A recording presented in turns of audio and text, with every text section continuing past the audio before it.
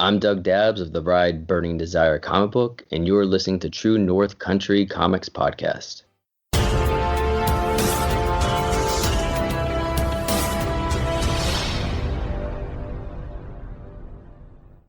Welcome to a special edition of the True North Country Comics Podcast, dedicated to promote Canadian comic book creators and supporters. It's May 23rd, 2021. I'm John Swinimer. If you want to drop me a line, you can contact me at john@truenorthcountrycomics.com. These podcasts are published to celebrate the exhibitors of this year's virtual edition of the Toronto Comic Arts Festival. TCAF is an annual event gathering comic book creators from around the world to promote broad and diverse voices towards the betterment of the medium of comics through panels, keynote exclusives, and just basically enjoying the fun of comics. On this episode, I chat with Doug Dabbs at TCAF 2021. This podcast is available on Apple Podcasts and Google Podcasts. It's also available on the True North Country Comics channel on YouTube. I invite you to like and subscribe. Doug is a comic book artist and educator who has taught visual storytelling in higher education for over a decade. His comic books and graphic novels have been published by Image Comics, Ani Press, 12 Gauge Comics, Desperado, and Artisanal Media. His most recent work was published in 12 Gauge Image Comics Anniversary Edition of The Ride Burning Desire. His work has been featured in and recognized by international illustration competitions and art journals including American Illustration, Cheltenham Illustration Awards, Creative Quarterly, 3x3, Brightness Illustration Awards, Coffin Bell Journal, Art Ascent Journal, and Communication Arts. Most days he can be found drawing, teaching, and perfecting his coffee brewing skills. And so, without further ado, here's my chat with Doug Dabbs at TCAF 2021.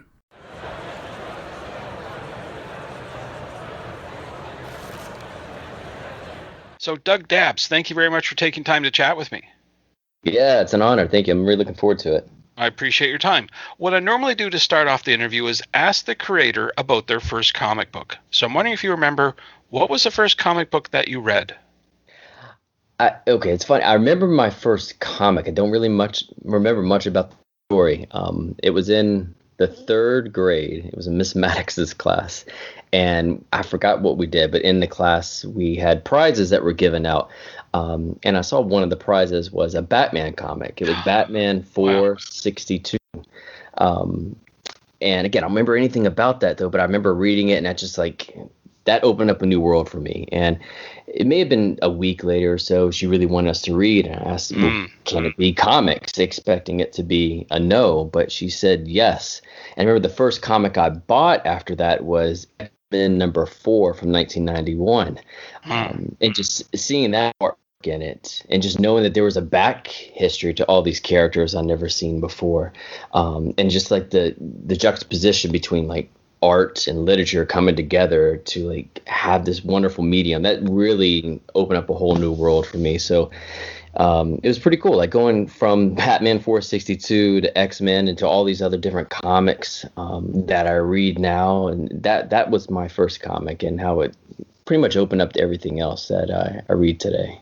You were lucky to have a cool teacher like that, because I can't imagine any teacher having a comic book in the classroom back when I was growing up. It would have been like, put that in the garbage or put that away or something. Yeah. Yeah, I was really fortunate because I feel like it didn't seem unusual at the time, but people, I don't know, tend to resonate with that story because I've told that story a couple times before, and I didn't think it was unique growing up. But yeah, hearing other people's experiences, I was in a very unique situation. Mm-hmm. For sure. So Batman and certainly those books of that era are great first reading, but I'm wondering who or what influences your work today? Oh, wow. Who influences my work today? I'm kind of all over the map. Like even for my work, my style that I do now, and even my storytelling purposes, who I look at, I even look at like a lot of old school illustrators like Charles Dana Gibson. Love his work from late 1800s, early 1900s. I even look at a lot of mid-century illustrators like Colby Whitmore. Love his stuff. Even some other stuff who has more direct, I guess, influence in my work like Sergio Otomo. And there's even some newer people too that I'm really loving right now. They're not necessarily comic book artists, but aesthetically they're very similar, and they're still involved in visual storytelling. People like probably like Ramon Nunez or Eliza Ivanova, but also too like I think even though they're not fine artists, Alfred Hitchcock, David Fincher, even people like Steven Spielberg, just the art and the craft of visually telling a story. That's something I look at quite a bit and study, because I think it's really important because, doing comics drawing is only half of it. The other half is visual storytelling in some capacity.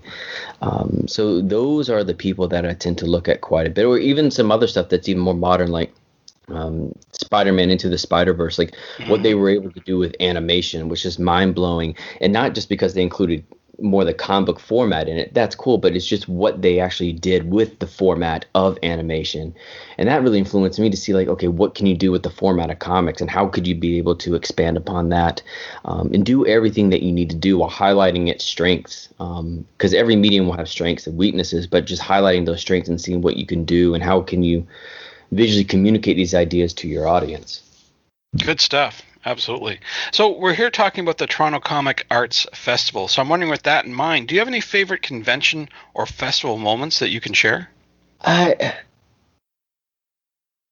It's okay. This is kind of odd because it's a little embarrassing to say, but I'm growing up. I never really loved going to cons, even when I was having graphic novels come out, and I don't know. I'm not sure what it was, and I kind of got burned out for a while in comics, and I took some time off and focused more on illustration, and some storyboard work. But you know what it was? It was in 2019, so not that long ago, 2 years ago. I actually went to a convention that I've been to quite a bit, Heroes Convention in Charlotte, North Carolina. Yeah. And actually was fun. I was there as not even as a guest, just as attendee. It was literally a last moment idea that I wanted to go and see it for the first time. I've been probably like 4 or 5 years, 5 years, and it was amazing going there because for how long that I've been gone, I met up with a lot of people I haven't seen in a long time. Some of my former students, former colleagues, professionals, and it was like these are my people. And it's like all of a sudden I realized like just the point that I was in my life earlier, I wasn't enjoying the cons because it wasn't anything about the con scene. It was just more about where I was. And like now, because I'm getting back into it, I feel much more comfortable and the type of stories I tell, my style, and who I am as a person. It's just like I wanted to, get involved with that a little bit more. But then, of course, COVID happened, and that made it a little bit difficult for everything. Right. But that's what's awesome about TCAF is like what they're doing and how they're making it successful to so many different people. Yeah, no, it's a good thing, that's for sure. So let's talk about the project that you exhibited at TCAF. I wonder if you could talk a bit about it and maybe the origin of it as well. Yeah, Villainous. That is it's a book I just released for TCAF. It's a series of illustrations that I did for Inktober, and I actually never done Inktober for the full 31 days before. I've always done just a few here or there, but because I wanted to explore different mediums and especially drawing on the iPad, I thought, okay, what would be a great way to do that? And as October was coming around, Inktober was coming around as well, and I thought, okay, what would be like a really interesting concept that I could do? So I thought maybe I'd do horror characters from film. I think it's something that people are interested in. There's a lot of ways you can interpret a particular figure or character. And just in the black and white medium, it tends to lend itself really, really well to that format. So, I posted them all online on Instagram. I actually got a lot of good feedback from that from people online, but also like people in the industry and publishers. And a few people wanted me to release it as a book. I've also released it as prints, and even still, like earlier this year, I get requests for that. And it's always something I wanted to do because for me, that was like a big turning point in my career, doing that much work as well as other work that I was doing. It changed my style, my approach, my thoughts. I implement a lot of that in my current work, in my current comics, and even my other illustrations. But it's something I'm really proud of. So I spent a lot of time on it, especially just getting it to a complete state.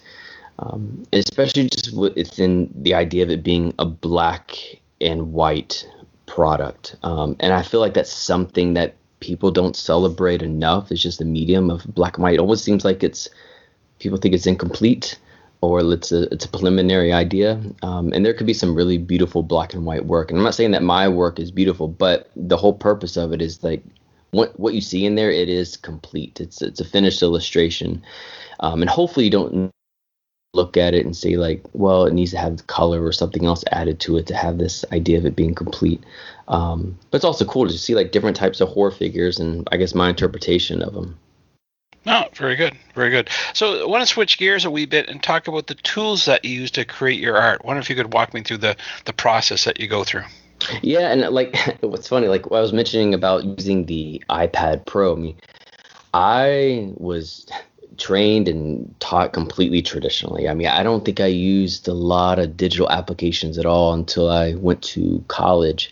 And I still love traditional more. I mean, to me, the great thing about traditional work is that you get feedback from the material. Like you feel like the paper, you feel the pencil, you feel the brush, you feel the nib, you feel the canvas. Like you get that interaction, which I love. And I think right now it's still a little bit of a fault with digital. It's like if I'm using like my Apple Pencil on top of my iPad, even if I'm using like a painting technique or ink technique or charcoal technique, it always feels like it's glass. So that's one of the things I don't enjoy about it. But I'm saying that because I teach as well. I didn't want that limitation to be like, well, I'm not going to use it because it has this particular limitation. I didn't want that to all of a sudden like take a hold of me and realize that I can't achieve this particular look or achieve this particular tool just because it's not what I was used to. So I took it upon myself. I had an iPad Pro. I used a lot of Clip Studio Paint, Procreate, Art Studio Pro. And, I really, really liked a lot of the work. And it's different. I feel like a lot of times people feel like when they work digitally, there's this idea of quote unquote perfection that can be achieved. But for me, it was a little bit different. I figured out I could take a little bit more of a chance with my artwork. If it's not great and I lay down these loose lines, that's okay. I can just erase it, even though it's like quote unquote ink. So that's one of the things that I really enjoyed with it. So yeah, so I use a lot of iPad Pro right now, especially Clip Studio Paint. I have been in the past 2 years or so, I would say. Oh, very good. Very good. So you mentioned that you're an educator. So with that in mind, I'm wondering if you have any advice for someone who wants to make their own comic book. Yeah, I mean, I taught comics at Savannah College of Art and Design, and now I teach illustration at Middle Tennessee State University. And I have a lot of my current students that are, really interested in this, and people I've met before ask me this. And I mean, I think one of the things to say is just one, like figure out your own visual language. And I know it's a lot easier said than done, but like, how do you want to communicate iconography? How do you want to communicate and tell a story?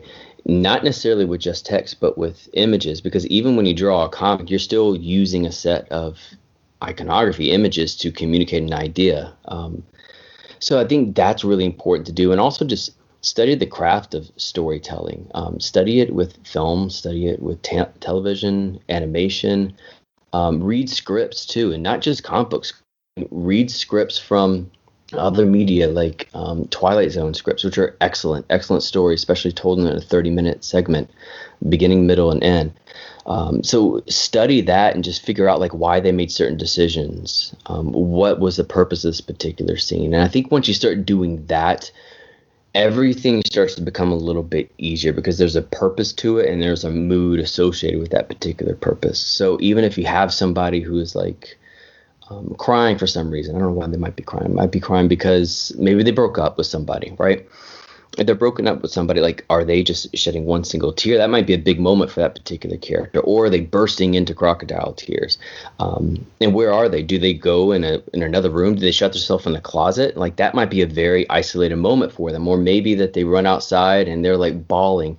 And that might be this very liberating feeling for them. So it's just understanding not necessarily like what happens, but how it happens is really important. So I think that all goes back to understanding just how do you want to communicate things? What is your own visual language? And if you understand that and study other people, I think it gets a lot easier, because once you start doing that, you have an ultimate possibilities in how you want to start communicating these particular ideas, whether it be through prints, web, storyboards, animation. They all tie into each other.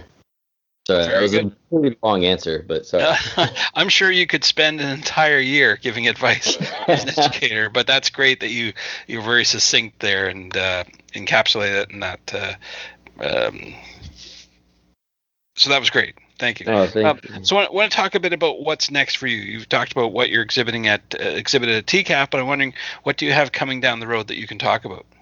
Yeah, I can't get to too much information about it, but the last comic I was on the ride Burning Desire. It was the ride's 15-year anniversary, and I worked with the writer Doug Wagner. And he and I are working on a new series right now. I can't get any information on it, but I mean, one of the things that I love about this is that it does present a limitation that I think of a character or of a situation that lends itself really well in comics. And I love setting that up. It's something that's a little bit different. Again, I can't say too much about it right now, but I will start releasing more information on it once it gets a little bit closer on my Instagram account. But yeah, so that's the next thing right now. I'm really excited about that, and just releasing some new material. Super. So where do you recommend that people go to buy your books online? Yeah, thanks. DougDabsArt.com. After TCAF, I will be releasing the book that you can purchase there. Some of the other things that I've released before too, I'm sure you can get at your local comic book shop or on different booksellers online, especially for anything that's collected in a trade. Like the Ride Burning Desire trade, or I had a graphic novel that came out in 2012, Holiday with Oni Press. You should be able to get that. So those are the main places, I would say. Great. So where do you recommend people go online to find out more about your current and future work? Yeah, just Instagram, just Doug Dabs. Also on my websites, DougDabsArt.com, and it's DougDabbs. I haven't been able to post as much on Instagram lately, just because all the work that I am currently doing, I can't show off right now.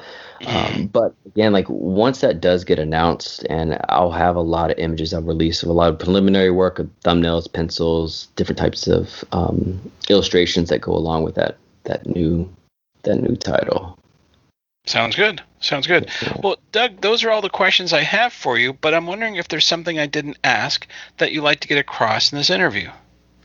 Yeah, I think the main thing is nothing is really I want to plug, but one of the things I really enjoy is that, feel free to like reach out to others or to me if you're really interested in this craft, or if you're really interested in talking comics. I feel like right now, like, it's a really special medium. It's really tough, especially in the past year. Feel free to reach out to others. You can reach out to me on my Instagram account. I love to talk shop. If you're working on a comic, or if you're working on a script and you want to talk about ideas, I love doing that as well. So even doing that with others. I mean, I can't speak with all other artists or writers or publishers, but it's a very small industry, but it's also a very social industry, and people like doing that. So I think that's the thing I would like for people to do. I think a lot of times people are afraid to do something like that, and it can't hurt. Like, the worst things can happen is just they don't respond. But it's the same thing if you didn't reach out in the first place. So that's what I would recommend.